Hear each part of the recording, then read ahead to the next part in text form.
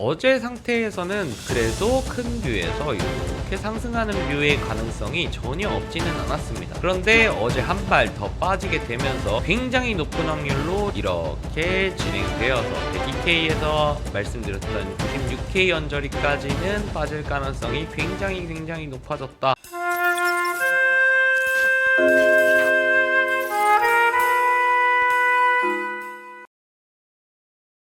안녕하세요, 여기입니다. 자, 오늘 2025년 9월 26일 비트코인 시황에 대해서 말씀드려 보도록 하겠습니다. 자, 어제 한번 흔들어 제끼면서 저도 손절이 한번 나갔습니다. 일단 현재 자리에서는 굉장히 많은 시나리오가 보이는 자리라고 말씀드릴 수 있겠고, 두 가지 정도의 큰 포인트들을 짚어보면서 정리해 보도록 하겠습니다.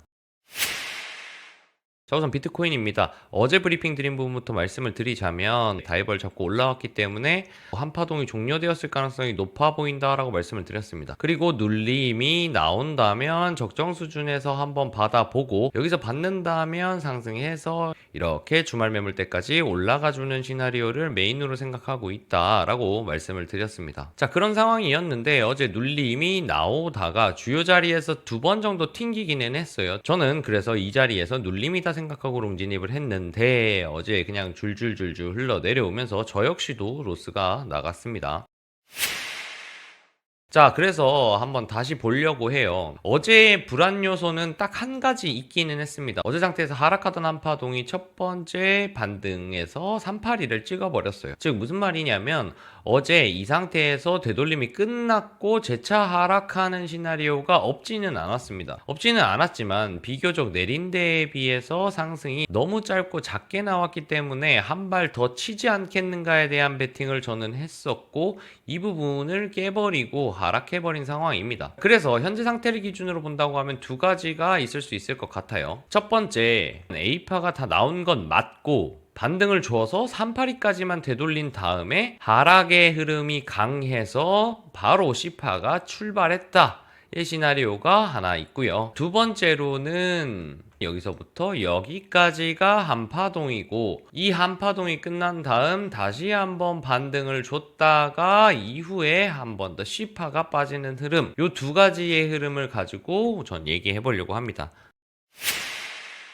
우선 첫 번째 시나리오를 먼저 볼게요. 382만 되돌리고 그 다음부터 C파가 현재 진행 중이다 라고 한다고 하면 현재 지금 바닥을 다시 다지고 있기 때문에 A파, B파, C파가 진행되는 가운데 C에 A파가 다 나왔을 가능성이 굉장히 높아 보이죠. 자, 그러면 반등을 준 후에 이런 자리 기존에 지지를 받았고 지지를 받지 못하니까 흘러내렸던 이런 자리를 올라타주지 못하면 다시 한번 C파가 빠질 겁니다. 자, 그래서 만약에 해당 시나리오로 진행된다고 하면 이 자리를 넘기지 못할 가능성이 높습니다. 안착해버린다고 하면 아까 말씀드렸던 이렇게가 한파동이고 반등을 준 다음 다시 한번 더 빠지는 파동이 될 가능성이 높아요. 그래서 현재 상태에서는 지금 만약에 바닥을 다지고 올라와 주더라도 이 자리 즉 111K 자리를 안착해주느냐 저항받느냐에 따라서 그 두 가지의 시나리오가 갈릴 거라고 생각을 합니다. 그래서 현재로 봤을 때는 자, 그리고 조금 더 큰 뷰로 봤을 때 해당 자리에서는 어제도 말씀드렸다시피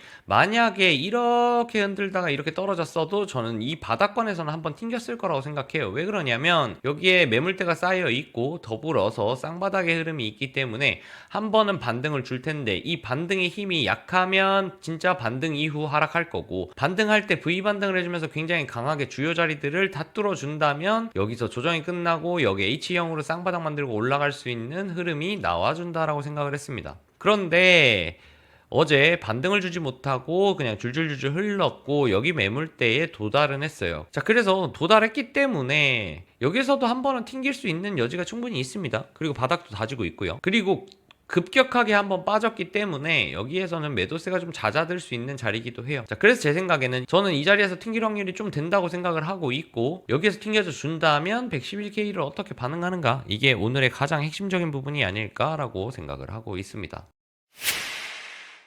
자, 더불어서 큰 뷰도 한번 보겠습니다. 어제 상태에서는 그래도 큰 뷰에서 이렇게 상승하는 뷰의 가능성이 전혀 없지는 않았습니다. 그런데 어제 한 발 더 빠지게 되면서 굉장히 높은 확률로 이렇게 진행되어서 102K에서 말씀드렸던 96K 언저리까지는 빠질 가능성이 굉장히 높아졌다.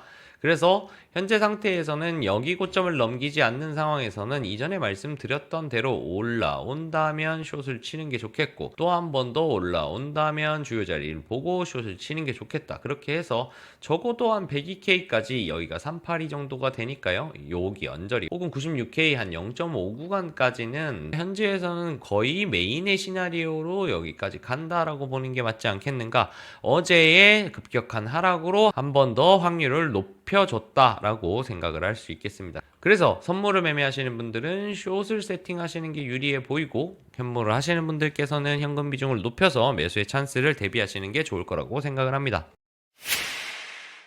자, 그래서 오늘 영상은 이렇게 좀 심플하게 정리를 할 수 있을 것 같아요. 결국은 오늘의 기준은 이 111K를 올라타 주느냐 못 타주느냐로 굉장히 많이 갈릴 거고, 오늘 못 올라타 준다면 한 발 더 새벽에 빠진 뒤 주말을 여기서 다져주고, 그리고 나서 한 번 더 반등을 주면 이렇게 한 파동이 예쁘게 만들어지지 않겠는가. 만약에 올라타 준다, 올라타 주고 여기에서 횡보하면 다음 주 중에 한 번 더 올려치고, 이 한 파동에 대한 되돌림 적정 자리들 매물대까지 올라준 다음에 한 발 더 크게 빠지지 않겠는가. 이렇게 마지막으로 정리해 볼 수 있겠습니다. 자, 이렇게 관점을 정리하면서 항상 긴 영상 시청해 주신 분들, 그리고 댓글 달아주시는 분들 감사하다는 말씀 전하면서 불금에 대응 잘 하셔서 주말은 편안하게 보내셨으면 좋겠습니다. 감사합니다.